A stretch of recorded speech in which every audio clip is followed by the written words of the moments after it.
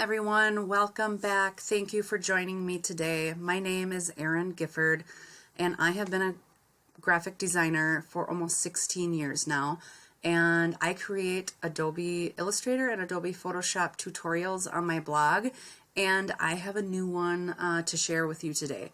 We are going to be looking at the 3D effect tool in Illustrator, which to be honest, I just started playing around with it a week or two ago, but I can see that it has some great potential and that how it would be so useful for some of you who are more on the illustration side of Illustrator versus the layout and design.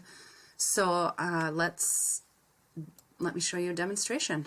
We're going to start with just a plain old rectangle.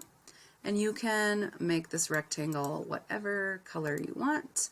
I feel like blue today, so let's start with blue. So we are going to go up to our top menu click on Effect and go to 3D.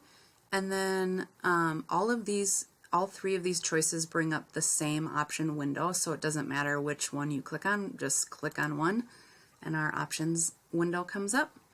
And I'm going to hit preview down in the corner so you can see what these different things do.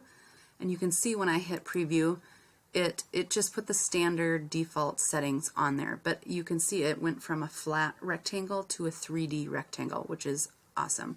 And then these controls over here are what you're going to adjust depending on how exactly you want your rectangle to look.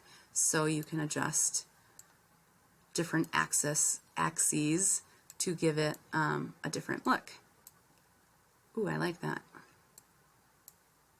So this one is flipping it left to right, and then you can also change the perspective, which is cool.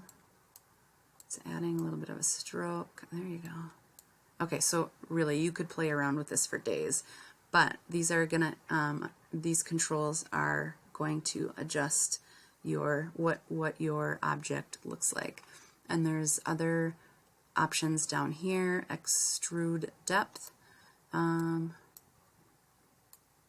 It gives it how deep, and it's measured by points.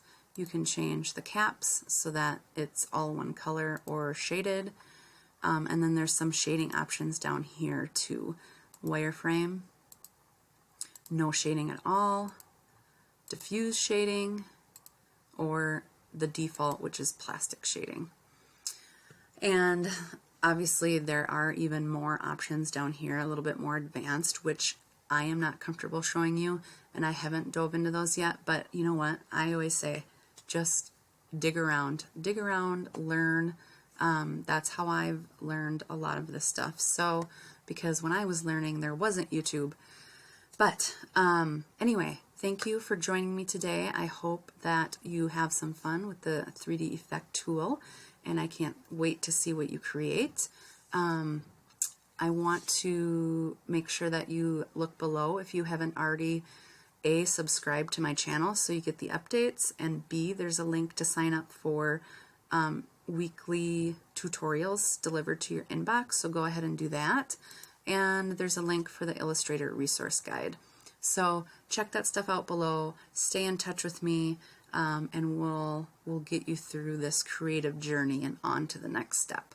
Until next week, have a good one and keep being creative.